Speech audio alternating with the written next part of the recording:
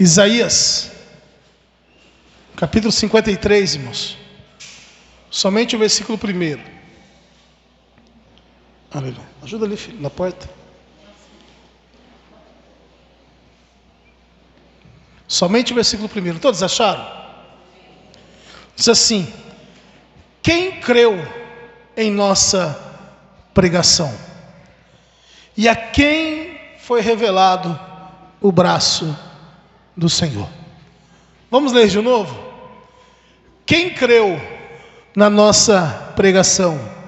E a quem foi revelado o braço do Senhor? Amém? Mais alto, todos juntos, irmãos. 1, 2, 3. Quem creu em nossa pregação? E a quem foi revelado o braço do Senhor? Vamos orar? Pai querido, Pai de amor e graça, em nome do Senhor Jesus, Pai, te glorifico, te exalto por esta noite, por mais essa oportunidade de podermos compartilhar a Tua palavra. Senhor, peço a Ti, Senhor, que o Senhor abra os nossos ouvidos para que possamos ouvir, nosso coração para que possamos entender, os nossos olhos para que possamos enxergar. Assim, meu Pai, como o Senhor fez com Paulo, com Lídia, faça conosco nessa noite, Pai.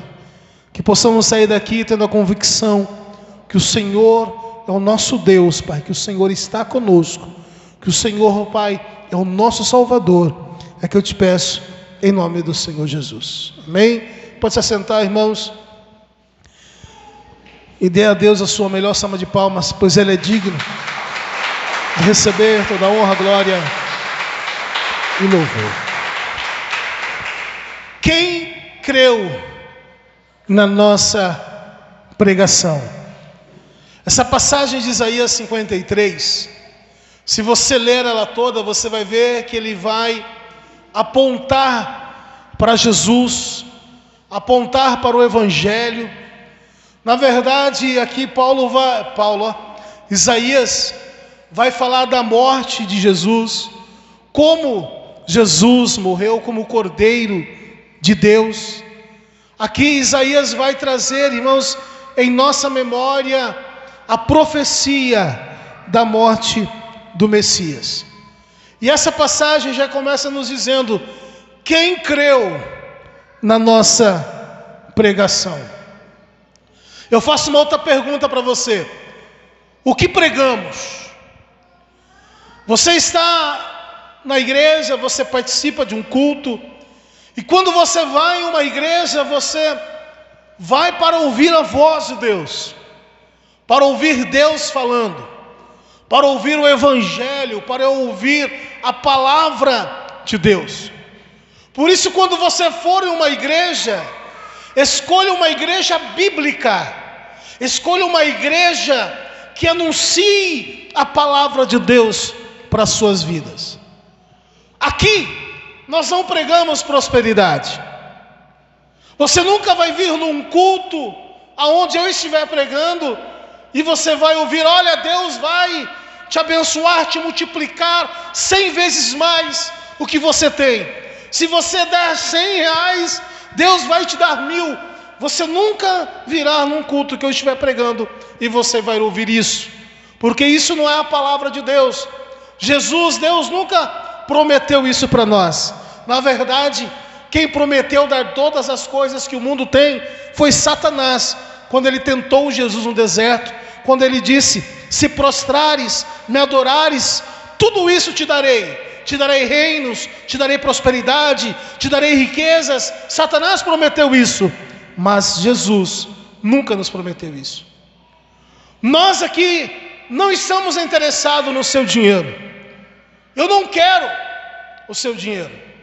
Quando nós pedimos dízimos e ofertas, é para a manutenção da casa de Deus, da obra de Deus, porque existe um custo e ele precisa ser pago. Mas se você não quer dar o seu dinheiro, fique com você, faça bom proveito dele, porque se não for dar por amor e com alegria, a Bíblia diz que melhor não dá. Se você der o seu dízimo ou tua oferta, seu coração está duro, endurecido, com mágoa de alguém, a Bíblia diz que você nem deveria depositar no alforje o seu dinheiro, mas você deveria reconciliar com a pessoa primeiro, para depois você ofertar ao Senhor. O que nós pregamos? Quando você vem para a nossa igreja, a intenção é de anunciar Cristo para você, é de pregar Jesus para você, é que você saia daqui crendo em Jesus. Porque se não for assim, irmãos, não é igreja. Se você participa de um culto e o nome do Cristo não for mencionado, não é culto. Se você participa de uma pregação, por mais que ela seja bem elaborada, por mais que ela seja bem anunciada, por mais que ela esteja ali separando os seus tópicos, tem uma conclusão, mas se ela não anunciar Cristo, essa pregação não foi uma pregação, foi um conto, foi uma história. Por isso você deve se preocupar com a igreja que você vai, o lugar que você vai, porque o nosso intuito aqui é anunciar Jesus o Cristo. Paulo em 1 Coríntios, capítulo 1, versículo 23, diz assim: mas nós pregamos o Cristo crucificado. Qual que era a pregação de Paulo, igreja? Era Cristo. Aonde ele ia, nas sinagogas, eles anunciavam Cristo. Quando Paulo vai lá em Atenas, ele anuncia Cristo. Aonde Paulo vai, ele vai pregando o Evangelho, ele vai pregando a Cristo, anunciando a Cristo. E ele diz mais: mas nós pregamos o Cristo crucificado, escândalo para os judeus, loucura para os gentios. Por isso que as igrejas adaptam suas mensagens, porque a intenção dela é ganhar os judeus, as pessoas que estão fora. A intenção dela é ganhar os gentios, pessoas que não querem Jesus. Então elas adaptam o evangelho, adaptam o culto. Teve um culto que entraram vários motoqueiros no culto, de moto, acelerando as suas motos dentro da igreja, para que venha chamar a atenção dos motoqueiros, para que eles possam participar de um culto. Mas se o culto, a prioridade não for Cristo, isto não é culto. E Paulo diz que ele anunciava Cristo crucificado. Loucura para os judeus, loucura, escândalo para os judeus, loucura para os gentios. Aí vamos para João Batista. O que João Batista pregava, igreja?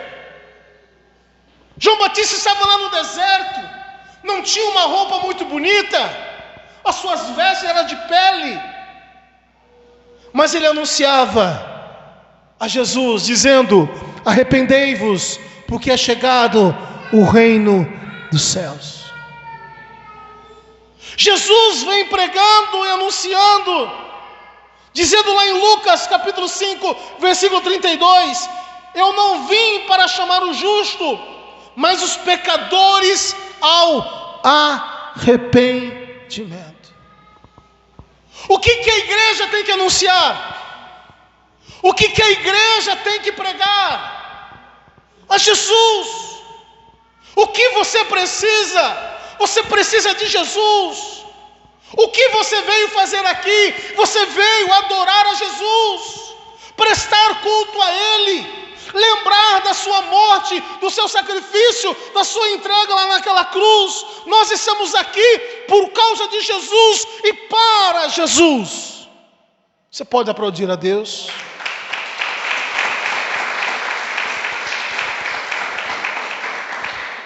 Nós pregamos o Evangelho. O que é o Evangelho? Você sabe o que é o Evangelho? Se eu parar para perguntar para cada um que está, você sabe o que é o Evangelho? O que significa Evangelho? Evangelho, irmãos, é a boa nova. É uma boa notícia. Quando nós saímos para pregar o Evangelho, nós levamos uma boa nova, uma boa notícia para as pessoas que estão lá fora. Mas essa boa notícia não é que ela vai prosperar. Essa boa notícia não é se ela vai vir para a igreja e ela não vai ter mais conta, mais dívidas. Não é isso. Essa boa notícia não é que ela não vai ter mais dívidas com o cartão de crédito.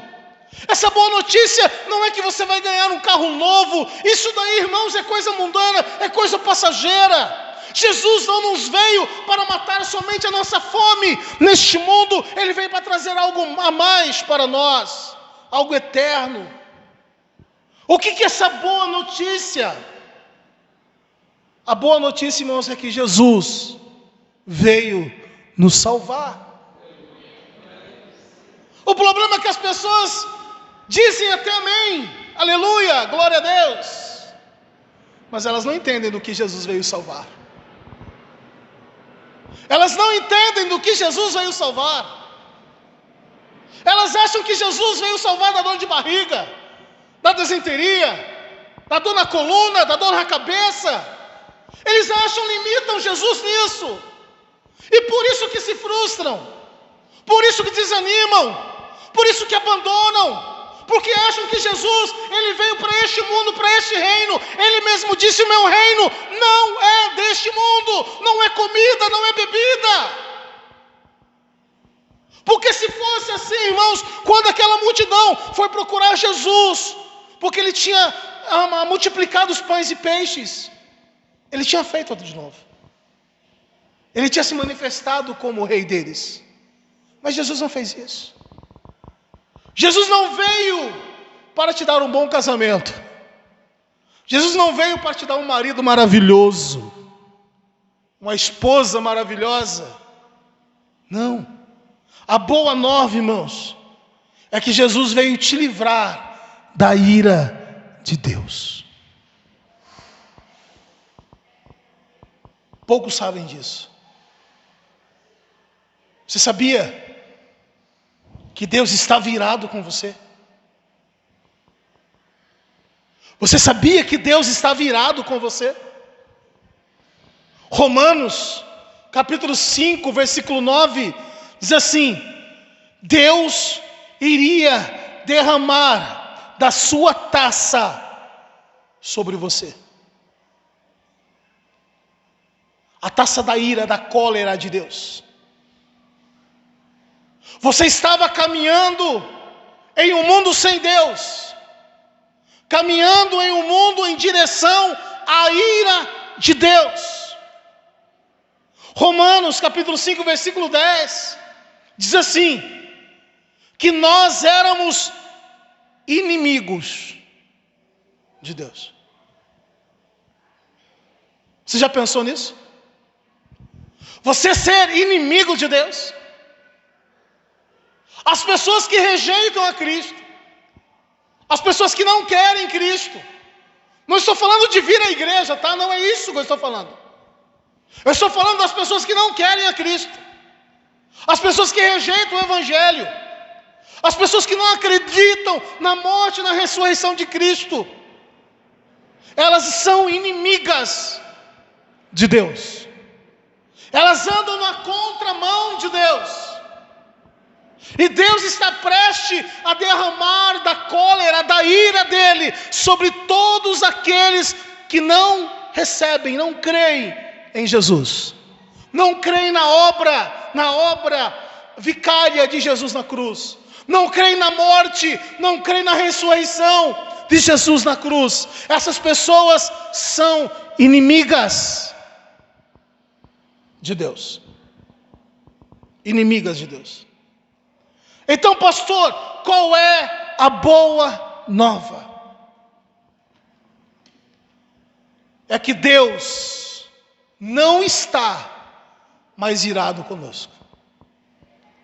Nós que um dia aceitamos a Jesus, nós que um dia assumimos a fé em Jesus, nós que um dia descemos as águas, Nós que um dia levantamos a nossa mão ao céu e dizemos: Senhor, eu te recebo como o meu único e suficiente Salvador. Fizemos essa confissão em público. Nós que um dia cremos em Jesus com todo o nosso coração, com toda a nossa força, com todo o nosso entendimento. Então Deus não está mais irado conosco. Esta é a boa nova. Esse seria o motivo de você dar glória a Deus. E você não deu. Porque você não entendeu do que Deus te livrou. Porque você não entendeu o que Cristo fez por você. Porque você não consegue enxergar isso.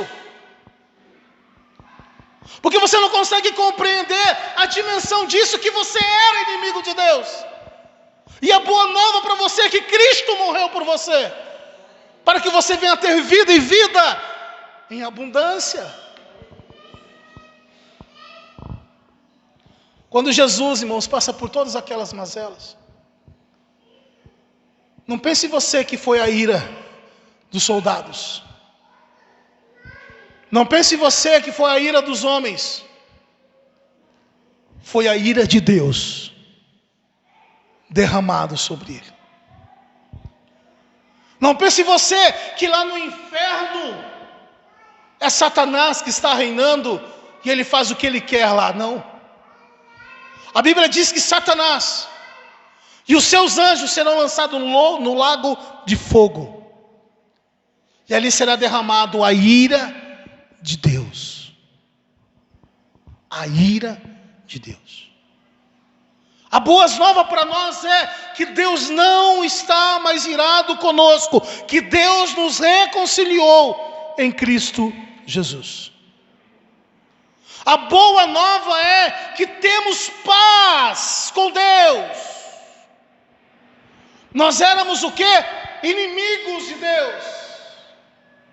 Hoje nós somos reconciliados com Deus.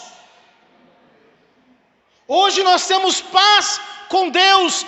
Essa é a boas novas para nós. Hoje nós somos amigos de Deus.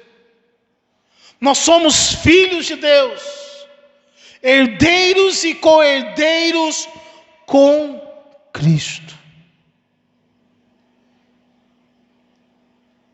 Você entende isso? Aí deixa eu te fazer uma pergunta. O que nós fizemos para merecer isso? O que nós fizemos? Não fizemos nada. Ele nos chamou, Ele nos deu a fé, Ele nos regenerou, Ele nos santificou. E a Bíblia diz que aquele que começou a boa obra em nossas vidas, Ele é fiel para terminar. Quem começou a boa obra em nossas vidas? Foi Cristo, foi Deus. E é Ele que irá terminar. A Bíblia diz: a quem se manifestou o braço do Senhor, no versículo 2. Versículo 1 ainda, perdão, de Isaías. A quem se manifestou o braço do Senhor? A quem Deus se revelou?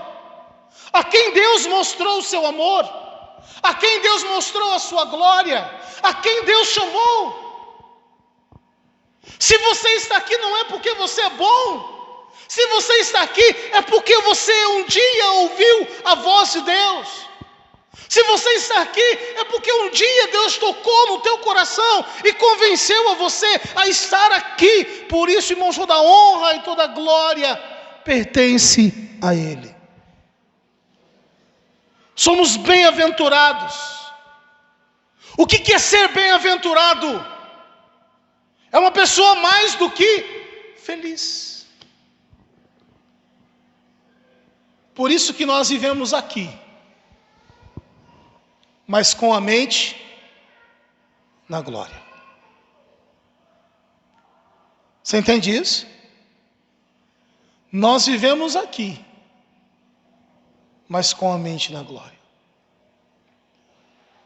Deus tem trabalhado muito em minha vida, muito em meu coração, para eu não me apegar com as coisas deste mundo. Porque as coisas desse mundo são passageiras, mas a que Cristo nos oferece, ela é eterna. Em Atos capítulo 16, versículo 14, diz que Deus abriu o coração de Lídia. Era uma mulher que estava ali ouvindo Paulo pregar, e não havia só Lídia, havia várias pessoas, mas Deus abriu o coração de Lídia. Deus manifestou os seus braços poderosos na vida de Lídia, ao ponto dela crer no Evangelho, ao ponto dela receber Jesus, ao ponto dela crer em Jesus, ao ponto dela ser batizada no nome de Jesus, ao ponto dela viver por Jesus. Amém, igreja? Somos bem-aventurados, pois não há mais nenhuma condenação sobre as nossas vidas. Romanos capítulo 8, versículo 33, diz assim: quem tentará acusação contra os eleitos de Deus? É Deus quem os justifica. Quantas vezes você leu essa passagem e ainda não entendeu ela? Quem tentará acusação contra os eleitos? Quem são os eleitos? Você pode dizer, sou eu. Quem são os eleitos? Sou eu que creio em Jesus. Sou eu que confesso Jesus. Sou eu que não nego Jesus. Sou eu que caminho em direção a Jesus, sou eu. Quem tentará acusação contra os escolhidos de Deus? É Deus quem os justifica. Quem pode dizer para nós que eu, você, não é digno do céu, se Deus nos justificou? Quem pode dizer que fulano ou fulana não é digno do céu, se foi Deus que nos justificou? Quem pode levantar acusação contra nós? Se foi Cristo quem morreu, e antes ressuscitou, e está à direita do Pai, e intercede por nós, pecadores. Quem tentará acusação? Só que, o que eu faço depois dessa afirmação? Você sabendo disso, qual vai ser a sua conduta? Você que entrou aqui nessa noite, sabendo que se você não crê no Evangelho, sabendo que se você não crê em Cristo, sabendo que se você não aceitar a obra de Deus na sua vida, você está caminhando contra Deus. O que você vai fazer? Vai continuar vivendo da mesma forma? Vai continuar trilhando o mesmo caminho? Vai continuar tomando as mesmas decisões? Ou você vai sair daqui confessando Jesus como seu único e suficiente Salvador? Você que entrou aqui nessa noite, que um dia já confessou Jesus como seu único e suficiente Salvador, o que você vai fazer quando sair daqui? Vai continuar vivendo uma vida de ingratidão? Vai continuar a insistir, a errar no mesmo pecado? Vai continuar vindo para a igreja simplesmente porque você quer algo?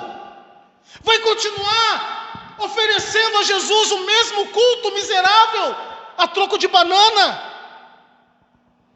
Ou você vai cultuar a Deus com toda a sua força, seu entendimento, e vai querer viver para glorificar e exaltar o nome do Senhor. Diante de uma pregação dessa, ou você crê ou você rejeita. Ou você olha Jesus como Salvador, ou você olha Jesus e vê Ele como um louco. Ou você olha Jesus como seu Salvador, ou você olha para Ele e diz, não, Ele era um homem comum. Quem creu na nossa pregação foi o que Isaías disse. A quem se manifestou o braço do Senhor foi o que Isaías disse. O que eu faço com uma verdade como esta? Vou continuar a pecar? Ou eu vou lutar contra o meu pecado dia a dia? O que eu faço com uma verdade como essa? Vou continuar murmurando por pouca coisa? Ou eu vou me apegar em Cristo e aceitar a sua obra redentora na minha vida? Se você pensa assim, ou seja, eu vou continuar vivendo a minha vida, bem provável que você não é um escolhido de Deus. Se você está na igreja e pensa em viver uma vida de pecado, bem provável que você ainda não é um escolhido de Deus. Porque aquele que é escolhido por Deus, irmãos, ele quer viver para a glória de Deus. Para a glória de Deus. Deus disse, Deus não nos chamou para a impureza, mas sim para a santificação. Deus não te chamou para impureza, mas Ele te chamou para a santificação. E Ele disse, sede santo, porque eu sou santo. Minha vida agora, irmãos, é para servir a Cristo e agradar a Ele. Quando eu entendo, irmãos, o que Cristo fez por mim, quando eu entendo a obra redentora de Cristo na minha vida, a minha vida agora é para glorificar e exaltar o nome dEle. Pense, irmãos, muito bem o que nós fazemos com a nossa vida. Pense muito bem os caminhos que nós trilhamos. Pois um dia Jesus virá, buscará a tua igreja. E Ele vai vir buscar um povo santo, lavado e remido no sangue do Cordeiro de Jesus. Amém, irmãos? Fique de pé, igreja. Nós vamos orar.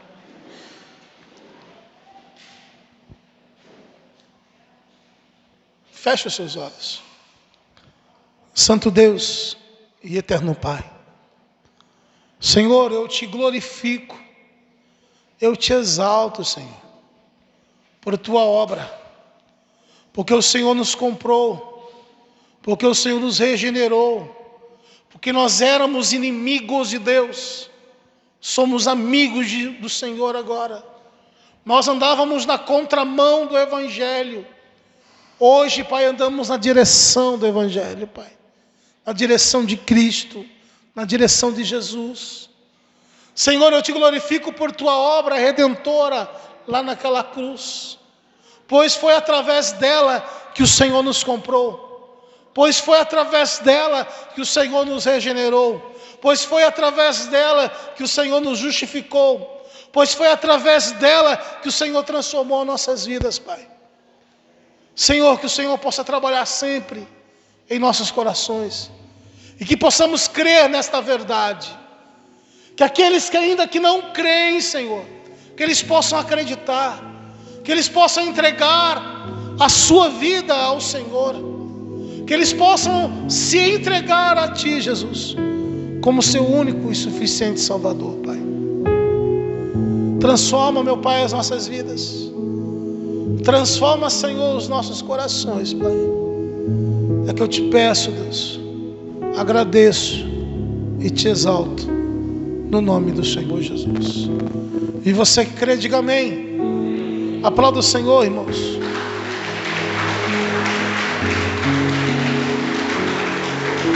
Pode se assentar. Pode se assentar, igreja. Irmão, estava gravando e eu não falei algumas coisas. Deixa eu te falar. Depois eu corto o vídeo. Eu vejo as pessoas, irmãos, saindo da igreja.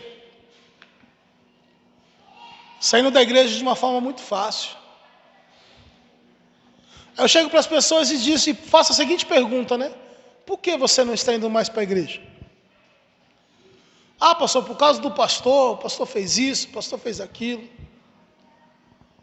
Aí eu pergunto assim, mas e Cristo? E Cristo? Ah, Cristo, eu creio nele. Irmãos, prestem bem atenção, olhe para mim, vou falar algo muito sério para os irmãos. Não esteja aqui na igreja por causa de mim. Pastor, eu não estou na igreja por causa de você. Então por que nos chateamos por pouco? Por quê? Não esteja na igreja por causa de pastor. A igreja hoje virou um clube social. Sabe o que é um clube social?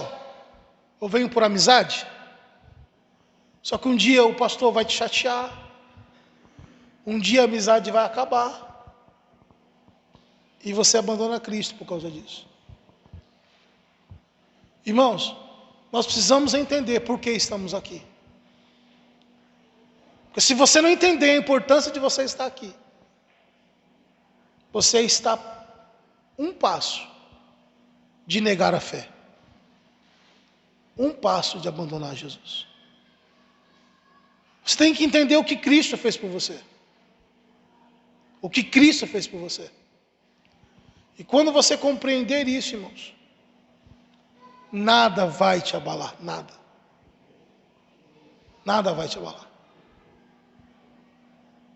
Cheguei ali no fundo, antes de começar o culto, encostei a cabeça na parede e disse a Jesus assim: Senhor, quando o Senhor me abençoar, não deixe esquecer daquilo que eu passei. Às vezes, irmãos, nós reclamamos muito. E quando Deus nos abençoa, nós esquecemos daquilo que Ele fez por nós. Entenda, irmãos, o que Cristo fez por você.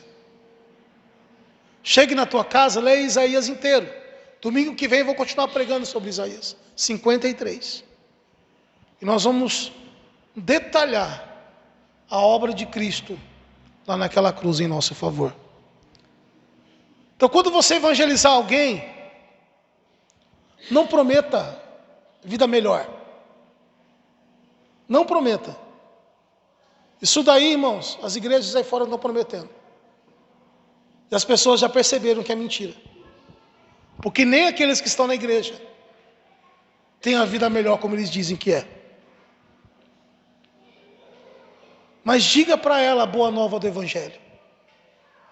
Que Deus está irado com ela. E que ela, se ela não crê em Deus, Deus irá derramar a sua ira sobre ela. Mas diga para ela: olha, eu tenho uma boa nova para você. Cristo morreu por você. E Ele está aqui hoje para te receber como filho. Você crê nele? Essa é a boa nova, irmãos. Esse é o verdadeiro Evangelho de Jesus. Amém, irmãos?